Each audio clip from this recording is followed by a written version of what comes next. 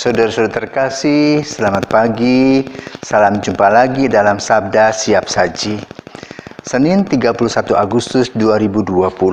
Marilah kita berdoa dalam nama Bapa, Putra, dan Roh Kudus. Amin. Allah Bapa, sumber kebenaran, janjimu telah terlaksana pada diri Yesus Putra Manusia. Kami mohon semoga Kau beri kebijaksanaan, karena kami percaya akan nama-Mu, sebab Dialah Tuhan dan pengantara kami kini dan sepanjang masa. Amin.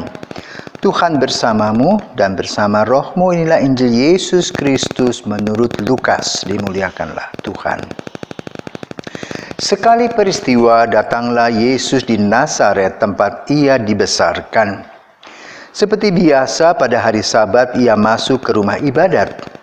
Yesus berdiri hendak membacakan kitab suci. Maka diberikan kepadanya kitab Nabi Yesaya. Yesus membuka kitab itu dan menemukan ayat-ayat berikut. Roh Tuhan ada padaku, sebab aku diurapinya untuk menyampaikan kabar baik kepada orang-orang miskin. Dan aku diutusnya memberitakan pembebasan kepada orang-orang tawanan, penglihatan kepada orang-orang buta, serta membebaskan orang-orang yang tertindas. Aku diutusnya memberitakan bahwa tahun rahmat Tuhan telah datang. Kemudian Yesus menutup kitab itu dan mengembalikannya kepada pejabat. Lalu ia duduk dan mata semua orang dalam rumah ibadat itu tertuju kepadanya. Kemudian Yesus mulai mengajar mereka, katanya, pada hari ini genaplah ayat-ayat kitab suci itu pada saat kalian mendengarnya. Semua orang membenarkan Yesus. Mereka heran akan kata-kata indah yang diucapkannya. Lalu mereka berkata, bukankah dia anak Yusuf? Yesus berkata, tentu kalian akan mengatakan pepatah ini kepadaku. Hei tabib, sembuhkanlah dirimu sendiri. Perbuatlah di sini di tempat asalmu ini. Segala yang kami dengar telah terjadi di Kapernaum. Yesus berkata lagi, aku berkata kepadamu, sungguh, tiada nabi yang dihargai di tempat asalnya. Aku berkata kepadamu, dan kataku ini benar.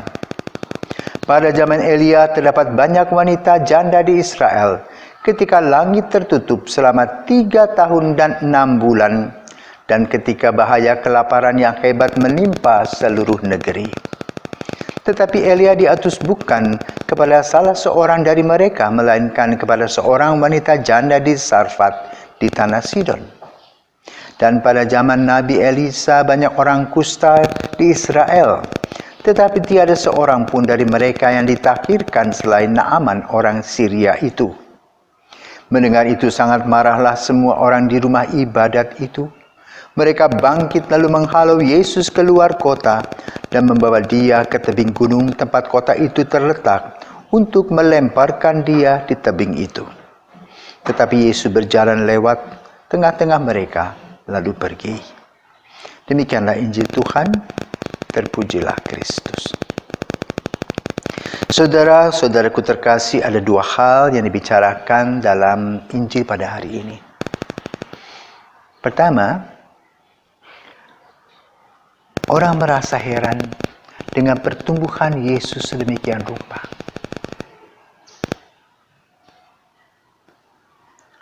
Apalagi ketika membuka kitab suci dengan mengatakan tentang apa? Roh Tuhan ada padaku. Artinya apa? Bahwa dia diurapi, dia bertugas, dia diutus untuk membawakan kabar gembira. Tetapi orang-orang di sekitar kampungnya belum siap. Kenapa? Karena mereka melihat dulu tukang nyerut kayu, tukang bikin lemari.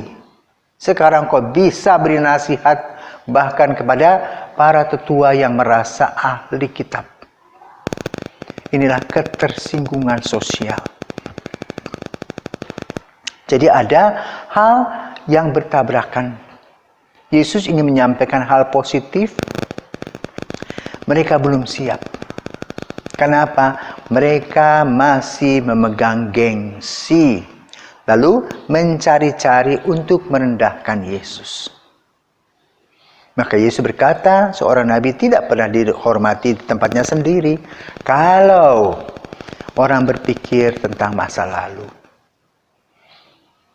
Tapi kalau orang berpikir tentang rahmat Tuhan, seperti yang disampaikan oleh Yesus, Roh Tuhan ada padaku, maka pikiran akan berubah.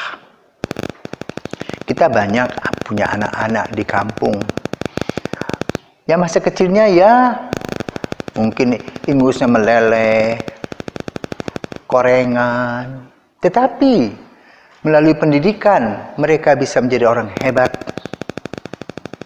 dan sudah berubah. Kenapa? Usaha, karya, pendidikan mereka diberkati Tuhan. Lalu mereka datang ke kampung lagi, sudah berubah. Tetapi orang-orang desa melihat, oh dulu begini, dulu begini, dulu begini. Itu kan dulu, bukan sekarang. Maka kita harus membagi dulu dan sekarang. Jangan selalu hidup ini bernostalgia dulu dan dulu, lalu kita tidak pernah maju. Maka di dalam Injil ini juga ada dua hal, dua kata yang dilaksanakan di dalam kehidupan menggereja. Satu, perutusan. Dua, penugasan. Kalau saya melihat sekolah-sekolah yang ada di Keuskupan Denpasar, sebagian dikepalai oleh para suster. Sering dalam diskusi, ya suster ini kok dapat keistimewaan, sedangkan si A tidak. Jadi kita harus berpikir begini. Para suster tidak pernah melamar dalam pekerjaan mereka. Mereka diutus. Dan mereka tidak bisa menolak perutusan itu karena perutusan. Artinya ada konotasi Tuhan di belakangnya. Maka sekolah-sekolah itu bekerja sama dengan kongregasi. Jadi para suster hadir mewakili kongregasi. Perutusan. Ada imam yang dikirim ke Afrika dari Palasari.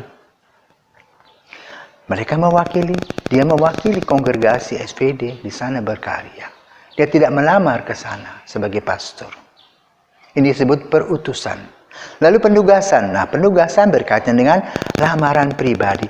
Aku melamar secara pribadi menjadi guru di sini, di yayasan ini. Maka kemudian ditempatkan, artinya itu penugasan.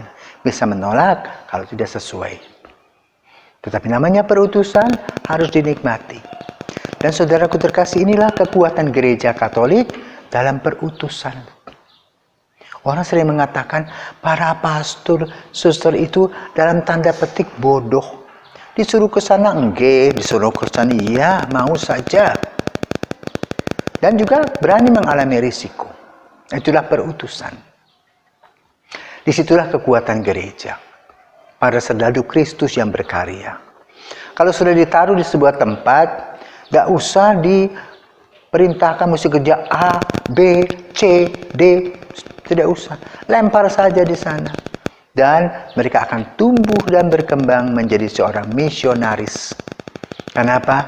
Perutusan tadi. Roh Tuhan ada padaku. Maka mari kita berpikir tentang hal yang positif. Roh Tuhan ada padaku.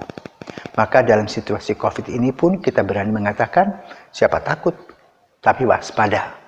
Senantiasa waspada tentang apa yang kita lakukan. Relasi dengan orang lain, pakai masker. Kalau sendiri boleh sendiri, tidak pakai masker. Tapi kalau bersama-sama selalu pakai masker.